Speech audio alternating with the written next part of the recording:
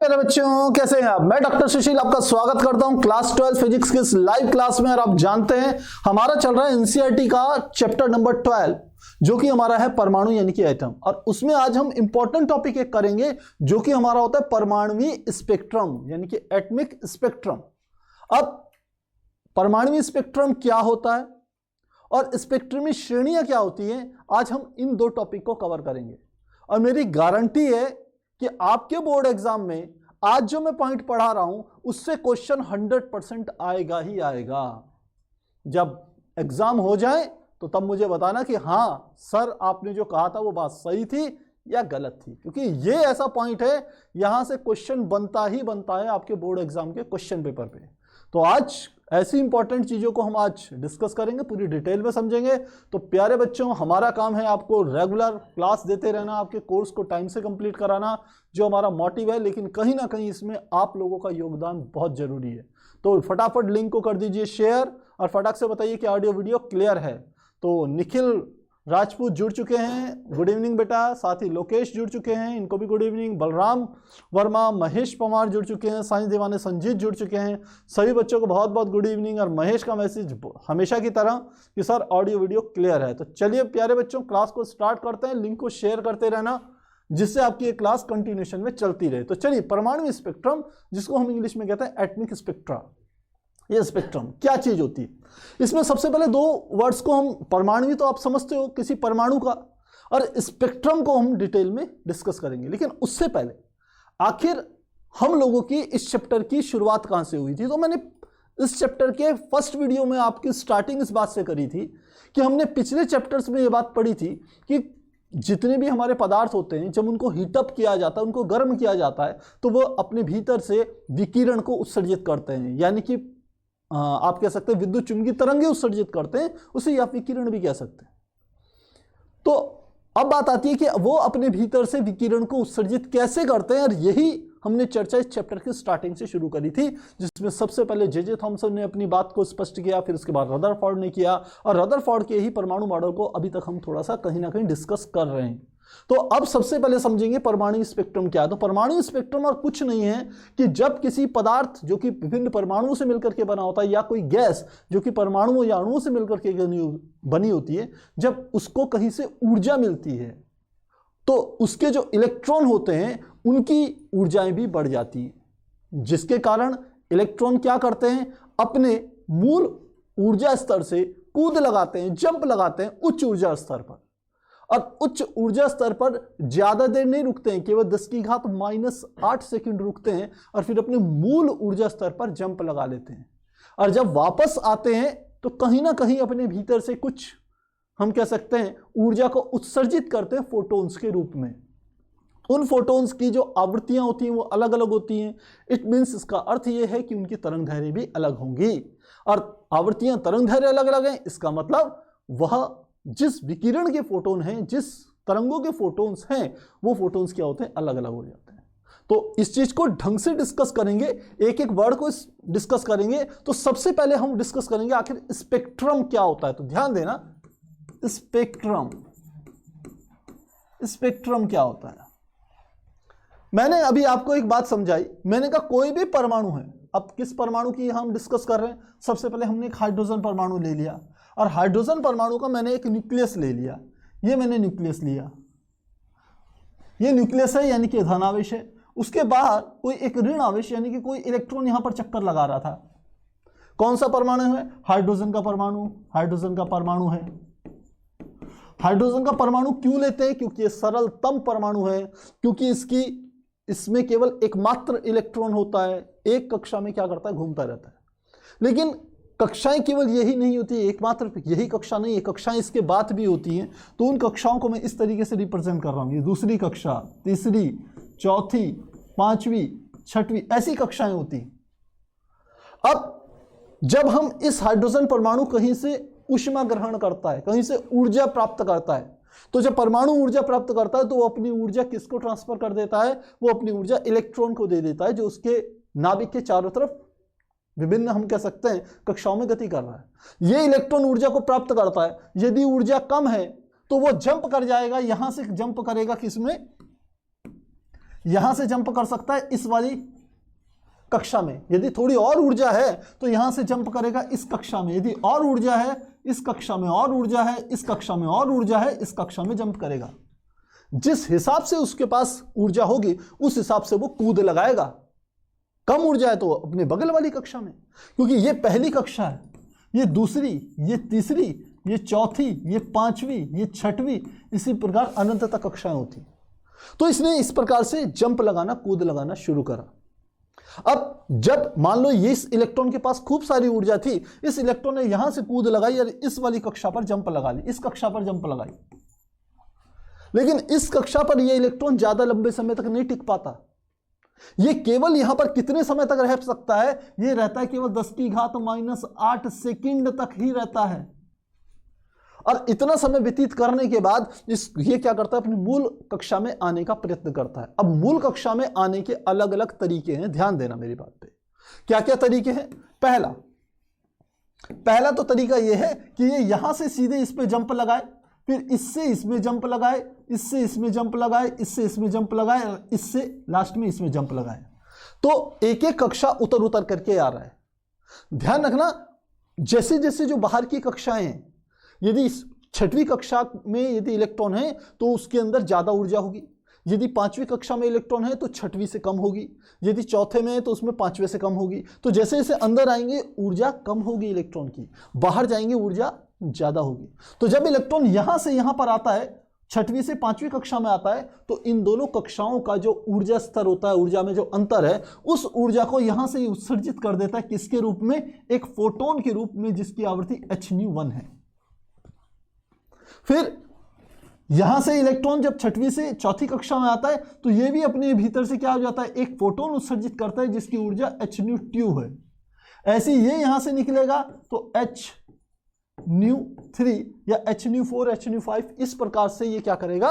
अपने भीतर से ऊर्जा को उत्सर्जित करेगा, विकिरण को उत्सर्जित करेगा। तो एक तरीका यह है कि इलेक्ट्रॉन एक एक कक्षा, एक एक सीढ़ी नीचे उतर के आए। या दूसरा तरीका यह भी हो सकता है कि सीधे यहां से जंप लगा ले, यहां से सीधे यहां पर, और अपने भीतर से सीधे एक ऊर्जा निकाल दे hν। तो इसकी जो आवृत्ति होगी इन सब की आवृत्तियों से क्या होगी? ज्यादा होगी, क्योंकि ऊर्जा का अंतराल ज्यादा है। तो फोटोन, इस फोटोन की ऊर्जा ज्यादा होगी इन सब की तुलना में। तो इसलिए यहां पर जो विकिरण उत्सर्जित होगी उसकी आवृत्ति क्या होगी? ज्यादा होगी। इस चीज को समझना आप लोग। तो ये ऐसे भी हो सकता है, या ये पहले से दूसरे में आए, या छठवीं से पांचवी में आए, पांचवी से सीधे पहले में आ जाए। कई सारी संभावनाएं हो सकती हैं। इस कारण से ये इलेक्ट्रॉन जब उच्च कक्षा से निम्न कक्षा में आता है तो अपने भीतर से ऊर्जा को उत्सर्जित करता है विकिरण के रूप में। और उसी विकिरण को यदि हम तरंगदैर्घ्य या आवृत्ति के पदों में एक क्रम में लगा दें, उसी क्रम को हम नाम क्या दे देते हैं? स्पेक्ट्रम नाम देते हैं। तो यहां पर जाकर के स्पेक्ट्रम की डेफिनेशन हमारी पूरी हो जाती है। मुझे लगता है समझ में आ जाना चाहिए।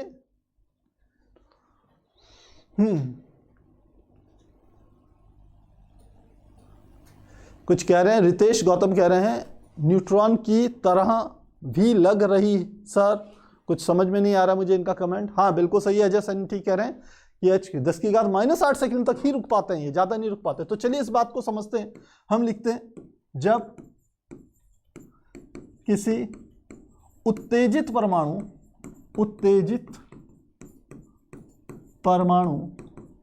का इलेक्ट्रॉन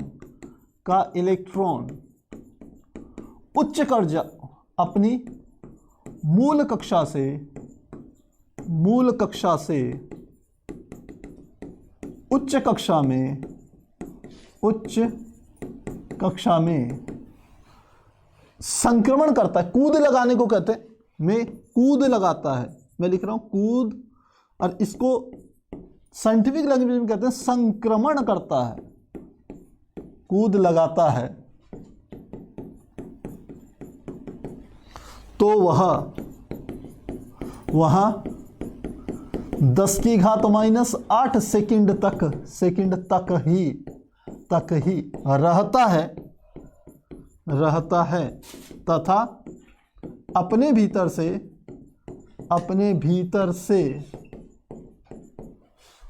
हम कह सकते हैं विकिरण उत्सर्जित कर विभिन्न कक्षाओं में कूद लगाते हुए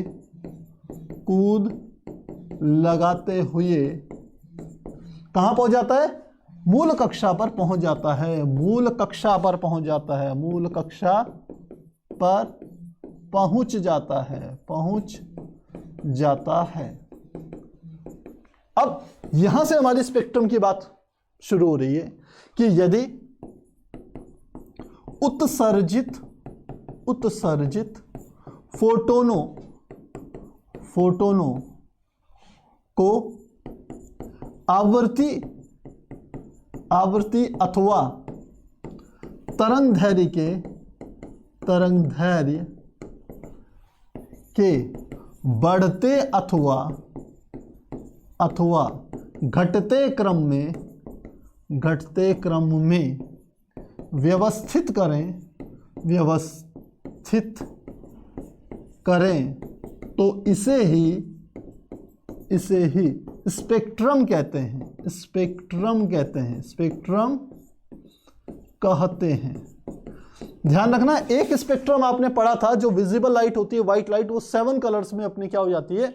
डिवाइड हो जाती है। एक वो स्पेक्ट्रम होता है, वो अलग स्पेक्ट्रम है। यहां परमाणुवीय स्पेक्ट्रम की बात हो रही है।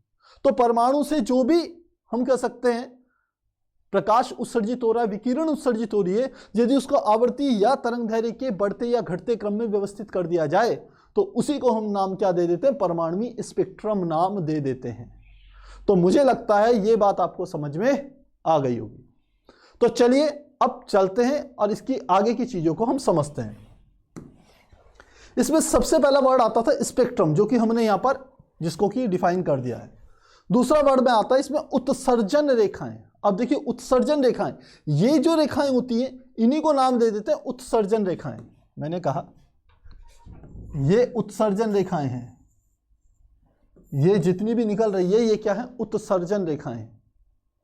अब कैसे उत्सर्जन रेखाएं, इनको क्यों कहते हैं और रेखाएं क्यों कहते हैं?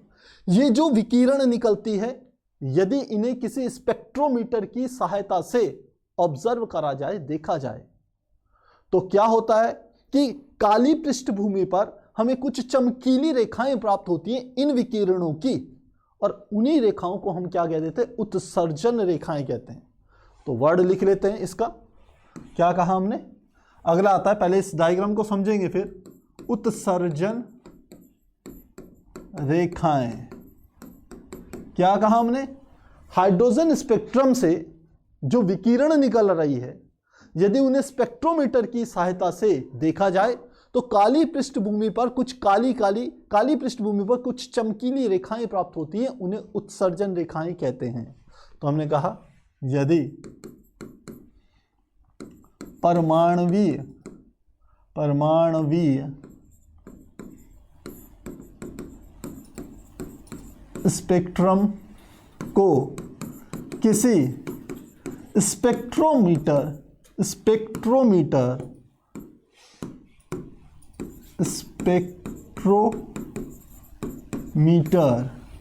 की सहायता से देखा जाए तो काली पृष्ठभूमि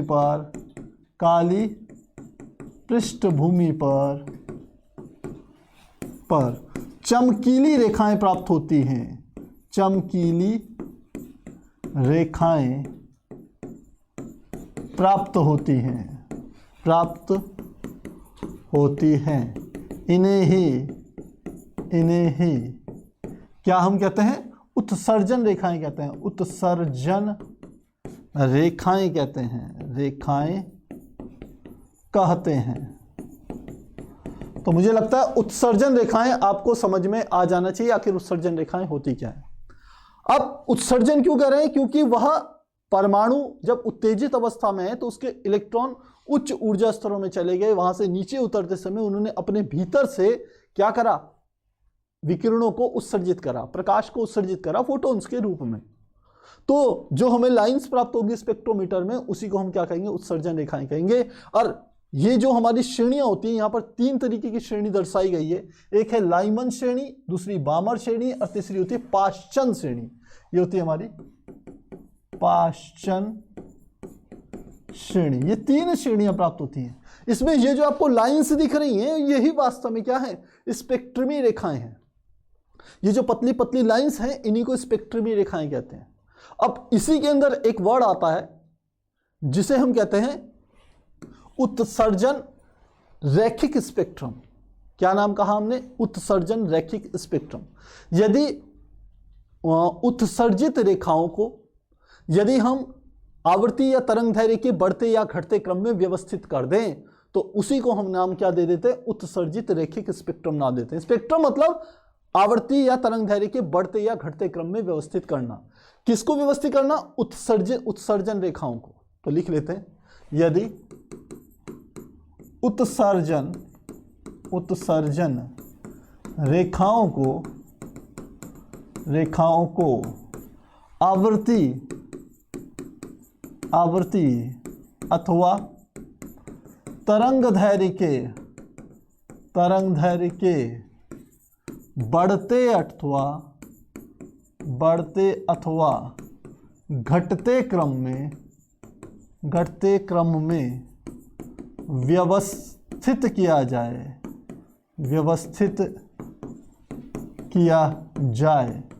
तो इसे ही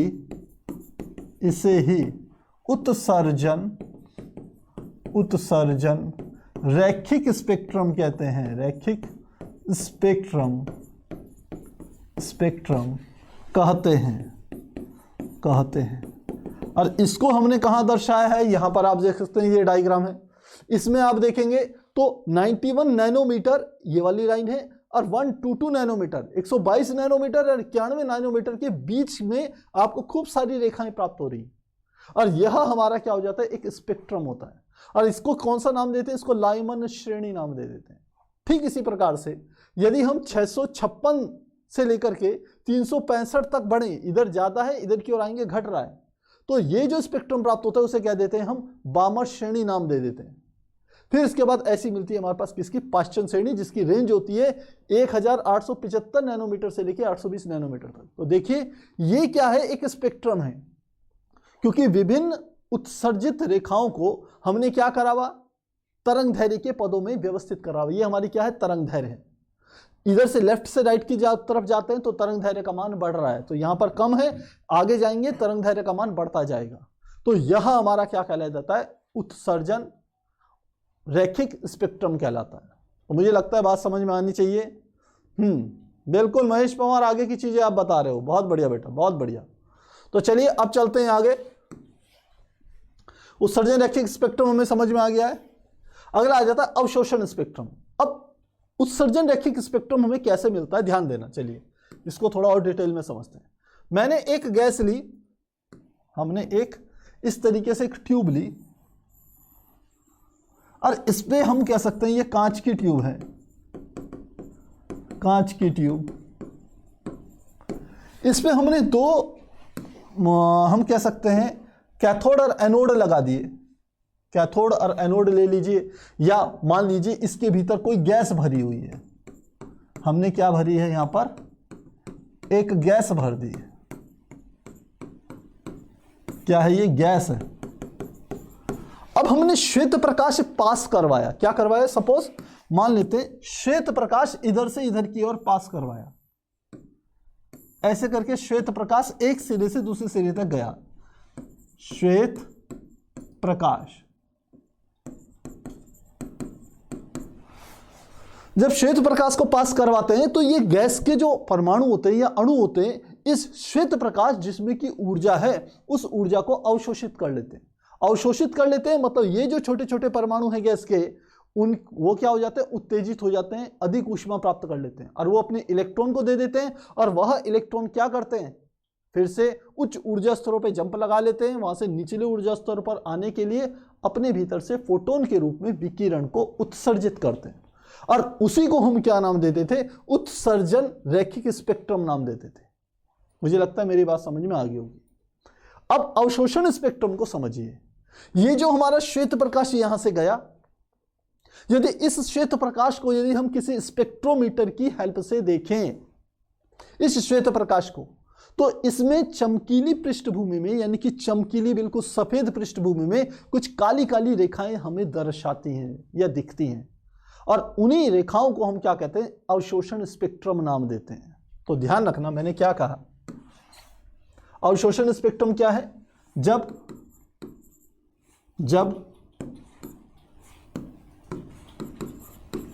श्वेत प्रकाश को किसी गैस से गुजारा जाता है तो श्वेत प्रकाश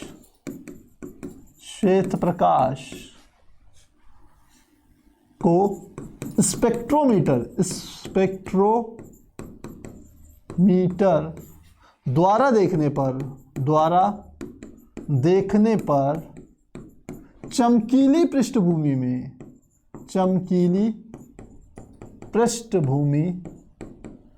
मतलब बैकग्राउंड, भूमि मतलब बैकग्राउंड, चमकीली पृष्ठभूमि में कुछ काली रेखाएं प्राप्त होती हैं।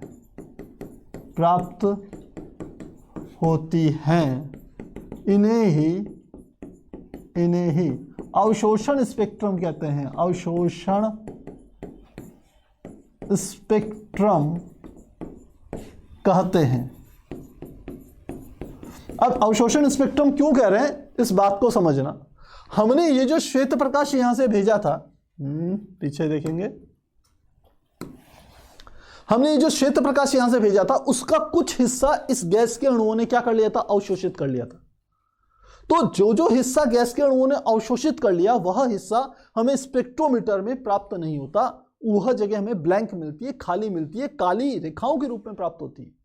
और उन्हीं काली रेखाओं को जब हम आवर्ती या तरंग दैर्घ्य के एक क्रम में, बढ़ते या घटते क्रम में व्यवस्थित करते हैं, तो उसी को हम क्या नाम देते हैं, उसी को नाम दे देते हैं अवशोषण स्पेक्ट्रम। इट मीन्स, इसका अर्थ यह है कि श्वेत प्रकाश से उन स्पेक्ट्रम्स को, उन विकिरणस को इस गैस के अणुओं ने क्या कर लिया था, अवशोषित कर लिया था, और वही हमारा क्या कहलाता है, अवशोषण स्पेक्ट्रम कहलाता है। तो क्या कुछ बात समझ में आई? लोकेश रॉयल को एग्जाम फोड़ू सीरीज याद आ रही है हमारे पिछले साल की? बेटा वो तो इंपॉर्टेंट क्वेश्चंस की सीरीज, या वो सीरीज जब अगर आप चाहेंगे तो जल्द ही शुरू होगी। ये आप लोगों के ऊपर डिपेंड है, आप क्या देखना चाहते हैं। अवशोषण स्पेक्ट्रम समझ में आ गया होगा, बहुत बढ़िया। बस सीधी बात है, इस श्वेत प्रकाश को जिसको हमने गैस में से पास किया, गैस ने श्वेत प्रकाश के कुछ हिस्से को अवशोषित कर लिया और यहां से अपने विकिरण दिए, किसके, गैस के परमाणुओं ने। और जो विकिरण देती है उसे हम क्या कह देते हैं, उत्सर्जन रेखाएं कहते हैं। और उसके स्पेक्ट्रम को, यानी कि उनको तरंगों या आवृत्ति के पदों में व्यवस्थित करें तो उसे उत्सर्जन रैखिक स्पेक्ट्रम नाम देते हैं। अब इस श्वेत प्रकाश का कुछ हिस्सा तो अवशोषित हो गया ना। अब इस श्वेत प्रकाश को यदि किसी स्पेक्ट्रोमीटर की हेल्प से देखेंगे तो वो जगह क्या मिलेगी, आपको ब्लैंक मिलेगी, और उन्हीं ब्लैंक चीजों को हम क्या कह देते हैं, अवशोषण स्पेक्ट्रम नाम देते हैं। तो मुझे लगता है सबका क्लियर हो गया, बहुत बढ़िया। चलिए अब चलते हैं। अवशोषण स्पेक्ट्रम मुझे लगता है समझ में आ गया। तो इसमें जैसा इन्होंने बताया, श्वेत प्रकाश की इस प्रकार से हम यदि कोई पट्टी बना लें, इस तरीके से श्वेत प्रकाश की यदि पट्टी बना लें, तो यहां पर हमें काली काली रेखाएं मिल जाती हैं। काली काली रेखाएं कैसे मिलती हैं, इस तरीके से रेखाएं मिल जाती हैं, ऐसी रेखाएं प्राप्त होती हैं, पतली पतली ऐसी रेखाएं प्राप्त होती हैं, ये रेखाएं प्राप्त हो रही हैं। और इन्हीं को हम क्या नाम दे देते हैं, इन्हीं को हम क्या नाम देते हैं, अवशोषण स्पेक्ट्रम नाम देते हैं। तो चलिए अब इनको थोड़ा सा कलर से दिखा देते हैं। ऐसी ये है, और यही हमारा क्या कहलाता है, अवशोषण स्पेक्ट्रम। अवशोषण स्पेक्ट्रम। तो मुझे लगता है ये समझ में आपको आ गया होगा कि आखिर अवशोषण स्पेक्ट्रम होता क्या है। उत्सर्जन स्पेक्ट्रम को सबसे पहले जो देखा था, बामर ने देखा था। ये भी आप ध्यान रखना।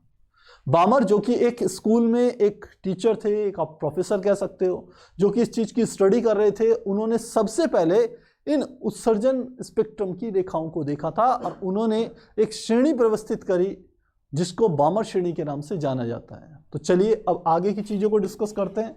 अब हमारे पास आ जाता है स्पेक्ट्रमी श्रेणी। स्पेक्ट्रमी श्रेणी में मैंने अभी तक आपको बात बताई कि परमाणु ऊर्जा ग्रहण करता है, जो स्टेप बता रहा हूं। परमाणु ने क्या करा, परमाणु ने, अरे बाप रे, परमाणु ने क्या प्राप्त करा, ऊर्जा ग्रहण करी, ऊर्जा ग्रहण करी। और इस ऊर्जा से क्या हो गया, इलेक्ट्रॉनों ने ऊर्जा ग्रहण करी, इलेक्ट्रॉनों ने ऊर्जा प्राप्त की। अब इलेक्ट्रॉनों ने ऊर्जा प्राप्त करके क्या हो गए, उच्च ऊर्जा स्तर पे कूद गए, उच्च ऊर्जा स्तर पर संक्रमण किया और फिर वहां से मूल ऊर्जा स्तर पर आने के लिए विकिरण उत्सर्जित किया। और यही हमारा जो उत्सर्जित विकिरण है, जब उसको स्पेक्ट्रम के रूप में रखते हैं, आवर्ती या तरंगों के पदों में व्यवस्थित करते हैं, वही हमारा क्या करता है, उत्सर्जन स्पेक्ट्रम रेखाएं कहलाता है। अब स्पेक्ट्रमी श्रेणी क्या है, आपको पता होना चाहिए थे। सर्वप्रथम बामर ने ये जो हमारी घटना थी, उत्सर्जन स्पेक्ट्रम या अवशोषण स्पेक्ट्रम, इसको ऑब्जर्व किया था। तो हम लिखते हैं सर्वप्रथम बामर ने इस घटना को देखा था। बामर के अनुसार उत्सर्जित स्पेक्ट्रम की तरंग दैर्घ्य जो कि किसके बराबर होती है, लैम्डा के बराबर होती है, उसको हम निकाल सकते हैं 1/λ = r 1/2 का स्क्वायर माइनस 1/n स्क्वायर के बराबर होती है। तो इन्होंने यहां पर हमें फार्मूला दे दिया कि जो भी विकिरण अपने भीतर से इलेक्ट्रॉन उत्सर्जित करेगा, उसकी जो तरंग दैर्घ्य का मान होगा वो इस सूत्र से आप निकाल सकते हैं। अब क्या है, लैम्डा उत्सर्जित विकिरण की तरंग दैर्घ्य है। सब चीजों के नाम लिख लेते हैं। लैम्डा उत्सर्जित विकिरण की तरंग दैर्घ्य, फिर R जिसको हम कहते हैं रिडबर्ग नियतांक, और इसका जो मान होता है वो होता है 1.097 मल्टीप्लाई 10⁻⁷, और साथ में हमारा आ जाता प्रति मीटर, ये इसका मात्रक होता है। जहां n कक्षाओं की संख्या है, जो इलेक्ट्रॉन जिन कक्षाओं में चक्कर लगाता है उनकी संख्या है, कक्षाओं की संख्या। और यहां पर n का जो मान होता है, यदि ये 2 है तो ये होगा 3, 4, 5, 6 एंड सो ऑन, अनंत तक ये होता है। तो इस तरीके से आप स्पेक्ट्रमी रेखाओं को समझ सकते हैं। जो मैंने पहला डायग्राम आपको समझाया था, सेम वही डायग्राम सब जगह काम करेगा। चलिए आपको शॉर्ट में इस चीज को समझा भी देते हैं। जैसे ये हमने निकाला है, तो मैंने क्या बताया था आपको, ये हमने सबसे पहले हाइड्रोजन का परमाणु ले लिया, ये हमने क्या ले लिया, ये न्यूक्लियस है। उसके बाद ये उसकी पहली कक्षा आ गई, जिस कक्षा में क्या था, इलेक्ट्रॉन था। फिर ये दूसरी, तीसरी, चौथी, 5वीं, 6वीं, 7वीं, ऐसी बहुत सारी कक्षाएं थी। तो इलेक्ट्रॉन कहां पर था, हम कह सकते हैं इलेक्ट्रॉन इस कक्षा में स्थित था, यहां पर इलेक्ट्रॉन था। इस इलेक्ट्रॉन ने यहां से कूद लगाई और मान लेते हैं इस कक्षा में चले गया,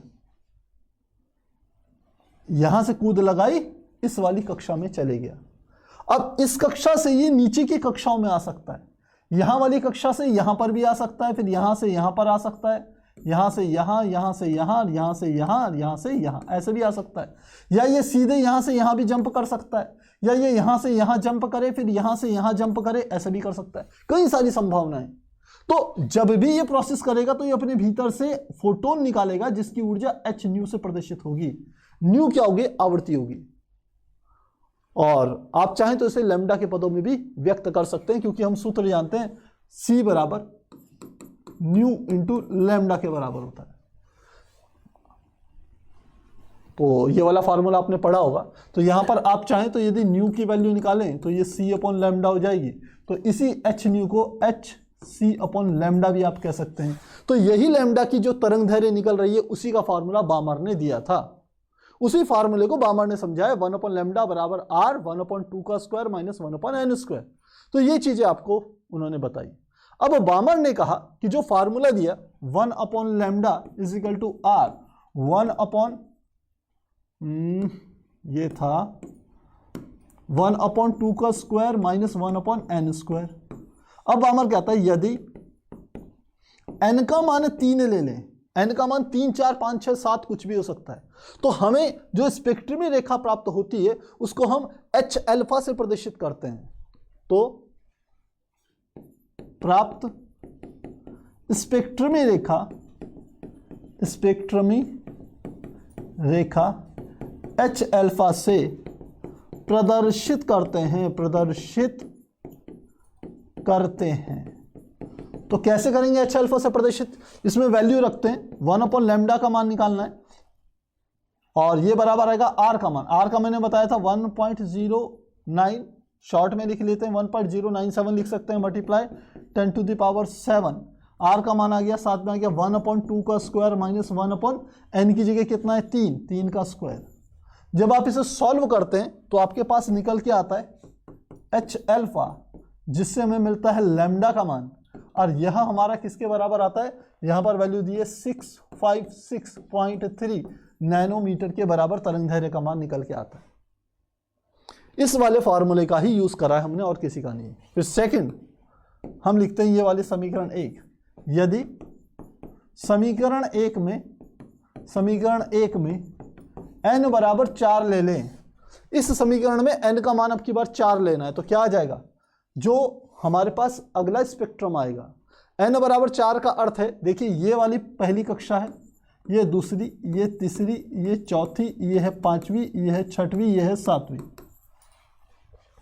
अब की बार ये मान के चल रहे हैं यदि यहां पर 2 है फार्मूले में तो इलेक्ट्रॉन यहां पर है। आपने क्या मानना है? इलेक्ट्रॉन इस कक्षा में, ये उसकी मूल कक्षा में है।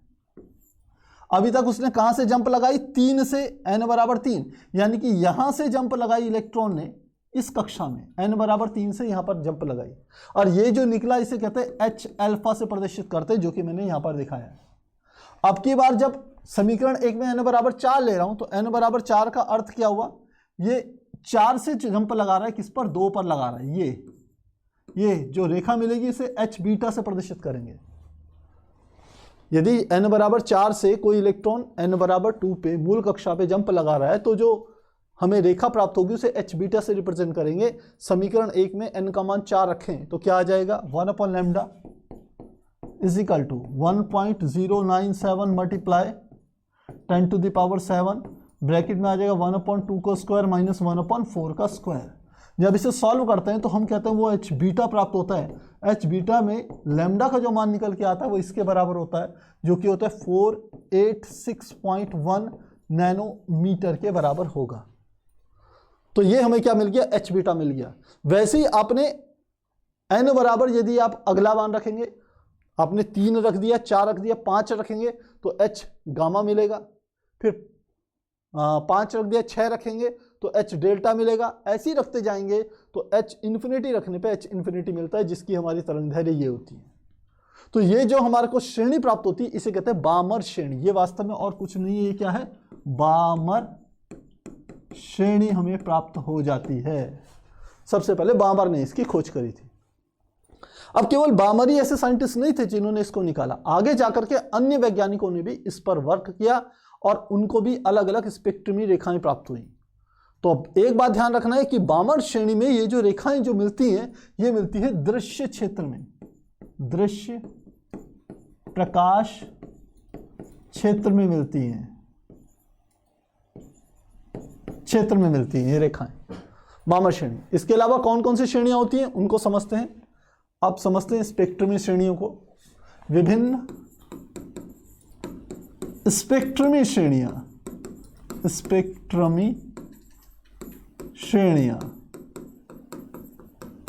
तो सबसे पहले बात करेंगे किसकी, एक साइंटिस्ट थे जिसको हम कहते हैं लाइमन। उन्होंने एक श्रेणी की खोज करी थी, उसको उनके नाम पे लाइमन श्रेणी नाम दे देते हैं। और लाइमन श्रेणी जो हमें प्राप्त होती है वो प्राप्त होती है यह श्रेणी पराबैंगनी क्षेत्र में प्राप्त होती है, पराबैंगनी क्षेत्र में प्राप्त होती है। तो श्रेणी का फार्मूला क्या होता है, श्रेणी का फार्मूला होता है 1/λ इज इक्वल टू आर, 1 यहां आ जाएगा 1 का स्क्वायर माइनस 1/n स्क्वायर, जहां n का मान आपको पता होना चाहिए। यदि यहाँ 1 है तो n का मान इससे ज्यादा होगा, यानी कि 2, 3, 4, 5 एंड सो ऑन। ये हमारी कौन सी श्रेणी होती है, जिसे हम कहते हैं लाइमन श्रेणी। और इसमें भी n का मान 2 रखने पर, n का मान 3 रखने पर, n का मान 4 रखने पर पूरी एक श्रेणी आपको मिल जाएगी। अब अगली श्रेणी को समझते हैं। दूसरी श्रेणी में अभी आपको बता चुका हूं, दूसरी होती है बामर श्रेणी। बामर श्रेणी ये कहां मिलती है, दृश्य प्रकाश में, दृश्य प्रकाश के क्षेत्र में प्राप्त होती है। और इसका सूत्र होता है 1/λ इज इक्वल टू आर, 1/2 का स्क्वायर माइनस 1/n स्क्वायर, जहां यदि ये 2 है तो n का मान इससे ज्यादा होगा, यानी कि 3, 4, 5 एंड सो ऑन, ये होगा। तो ये हमारे क्या होती है, बामर श्रेणी, जो कि दृश्य प्रकाश के क्षेत्र में पड़ती है। तीसरी श्रेणी की यदि बात करें, तीसरी हमारी आगे, जिसको हम कहते हैं पाश्चन श्रेणी। पाश्चन श्रेणी, और यह मिलती है हमें अवरक्त क्षेत्र में, अवरक्त क्षेत्र। अब आप कह रहे होंगे सर ये अवरक्त क्षेत्र, दृश्य क्षेत्र, पराबैंगनी क्षेत्र क्या है। देखिए ये जो हमें मिलता है, स्पेक्ट्रम मिलता है, ये सूर्य से आने वाली रेखाओं से प्राप्त होता है।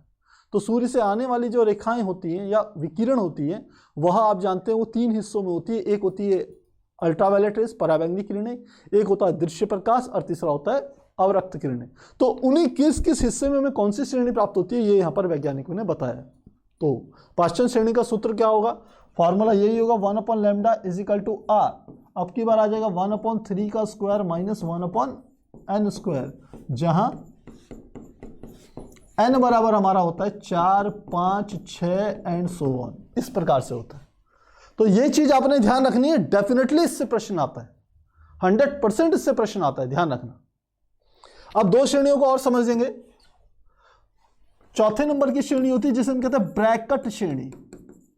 ब्रैकेट श्रेणी, और ब्रैकेट श्रेणी में क्या होता है, हमने कहा यह भी अवरक्त क्षेत्र में ही प्राप्त होती है। अवरक्त क्षेत्र, सूर्य के प्रकाश के जो 3 घटक हैं, पराबैंगनी, दृश्य और अवरक्त, उस अवरक्त क्षेत्र में यह श्रेणी प्राप्त होती है। इसका फॉर्मूला होता है 1/λ इज इक्वल टू आर, 1/, अब पिछली बार 3 का स्क्वायर था, यहां पर आएगा 4 का स्क्वायर माइनस 1/n स्क्वायर, जहां n बराबर हमारा निकलता है 5, 6, 7 एंड सो ऑन। बस n का मान इससे 1 ज्यादा होगा, हमेशा ध्यान रखना। लास्ट जो श्रेणी होती है, उस श्रेणी को हम नाम दे देते हैं फुंड श्रेणी। फुंड श्रेणी, और फुंड श्रेणी भी हमें कहां मिलती है, अवरक्त क्षेत्र में प्राप्त होती है। अवरक्त क्षेत्र पर ही प्राप्त होती है। कौन कौन सा, हमने कहा इसका फॉर्मूला होगा 1/λ इज इक्वल टू आर, 1/5 का स्क्वायर माइनस 1/n स्क्वायर, जहां n बराबर होगा 6, 7, 8 एंड सो ऑन। मुझे लगता है क्लियर होगी, क्योंकि ये सारी श्रेणियां हमने कहा कहां से होती है, सूर्य से आने वाले प्रकाश में। तो आप जानते हैं सूर्य का प्रकाश, सूर्य का जो प्रकाश होता है उसको हम 3 भागों में विभक्त करते हैं। एक होता है पराबैंगनी, पराबैंगनी, दूसरा होता है दृश्य क्षेत्र, और तीसरा होता है अवरक्त क्षेत्र। तो अवरक्त में हमें कितनी श्रेणियां मिलती है, 3 मिलती है, पाश्चन, ब्रैकेट, फुंड, अवरक्त क्षेत्र में। दृश्य क्षेत्र में केवल बामर श्रेणी मिलती है, जिसको सबसे पहले बामर ने खोजा था। और पराबैंगनी क्षेत्र में कौन सी मिलती है? लाइमन श्रेणी प्राप्त होती है। तो इस प्रकार से हम स्पेक्ट्रमी श्रेणियों को समझ सकते हैं।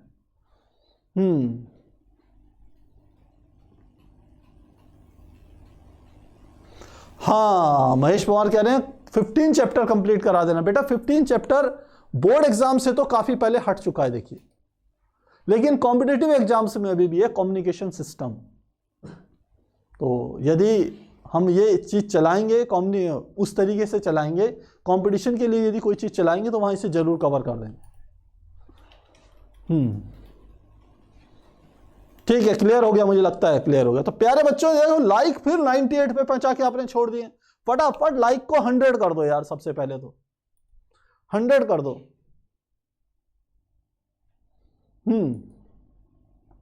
चेतन कह रहे हैं सर डेली क्लास लीजिए 12th की। बेटा डेली क्लास कुछ 11th वाले अपने छोटे भाई बहनों का भी ध्यान रखिए, क्योंकि वह भी कहीं ना कहीं उनको भी आवश्यकता है फिजिक्स को अच्छे से समझने की। तो 3 दिन उनके लिए रखें, 3 दिन आपके लिए रखे हुए।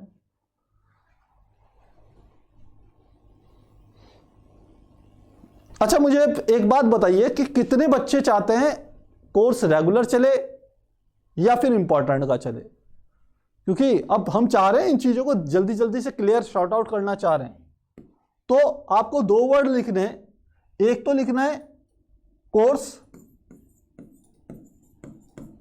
या दूसरा लिखना है इंपॉर्टेंट। यदि आपके कोर्स की संख्या ज्यादा होगी तो हम इस कोर्स को कंप्लीट कराने की कोशिश करेंगे, बशर्ते आप लोगों का रिस्पांस आता रहे। यदि आप लोग चाहेंगे सर केवल अब बोर्ड एग्जाम आ गया, अब केवल इंपॉर्टेंट क्वेश्चन कराइए, अब तो कोर्स कराने का हमें बेनिफिट नहीं मिल रहा है, तो आप अभी चैट में मुझे यहां पर जो चैट चल रही है उसमें 2 वर्ड लिख के दिखाएंगे, या तो कोर्स दिखाएंगे या फिर इंपॉर्टेंट दिखाएंगे। बस फटाफट 2 वर्ड। कोर्स, ठीक है। महेश पवार तो कह रहे हैं कोर्स, चेतन कह रहे हैं कोर्स, पीएमजी भी कह रहे हैं रेगुलर। हाँ, कुछ बच्चे कह रहे हैं इंपॉर्टेंट भी कह रहे हैं भाई। माधुरी कह रही है इंपॉर्टेंट।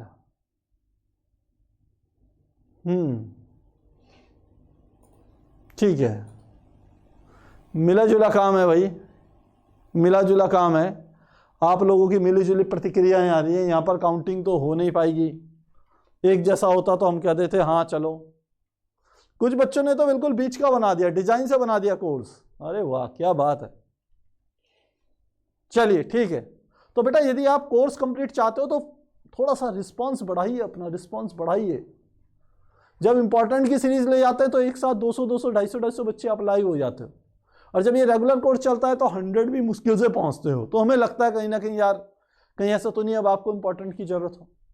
तो चलिए कोई बात नहीं, काफ़ी सारे बच्चों के मिले जुले असर आ रहे हैं। कुछ रेगुलर कह रहे हैं, कोर्स कह रहे हैं, और कुछ कह रहे हैं इंपॉर्टेंट भी कह रहे हैं कुछ बच्चे। तो चलिए आगे देखते हैं इन चीज़ों को कि आप किस तरीके से क्या चीज़ देखते हैं। तो आज हमने जो आपको चीज़ें कराई हैं, इंपॉर्टेंट चीज़ें ध्यान रखना।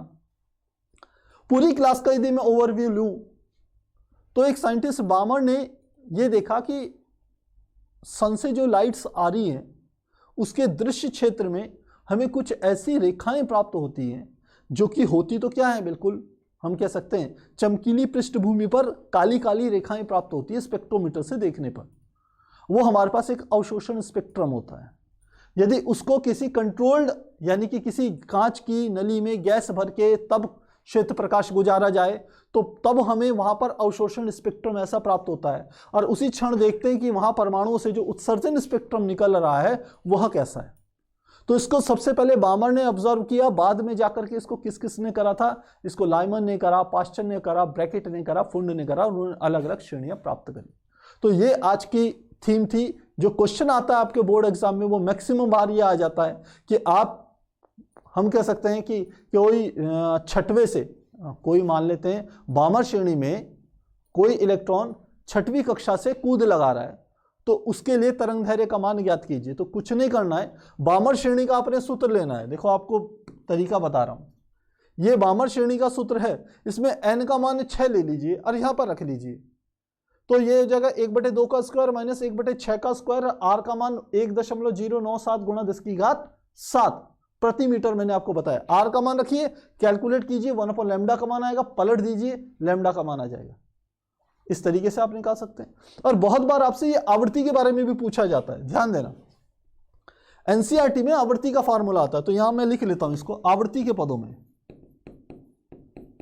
आवृत्ति के पदों में, यदि आवृत्ति के पदों में मैं लिखूं तो आप जानते हैं, क्योंकि आवृत्ति में जानते हैं v बराबर न्यू इंटू लैम्डा होता है, तो लैम्डा को इसके नीचे मैं ले जाऊं और इसको v की जगह c लिख लेते हैं, c is equal to nu into lambda. तो यहां से हमारा निकल जाएगा 1/λ बराबर न्यू बटे c के बराबर आ जाएगा। किसी भी एक बामर श्रेणी के फार्मूले में वैल्यू रखते हैं। बामर श्रेणी होती है 1/λ इज इक्वल टू r 1/2 का स्क्वायर माइनस 1/n स्क्वायर, ये होता है बामर श्रेणी का, ध्यान रखना। मुझे क्या लिखना है, 1/λ की जगह लिखना है न्यू बटे सी, तो न्यू बटे सी बराबर r 1/2 का स्क्वायर माइनस 1/n स्क्वायर।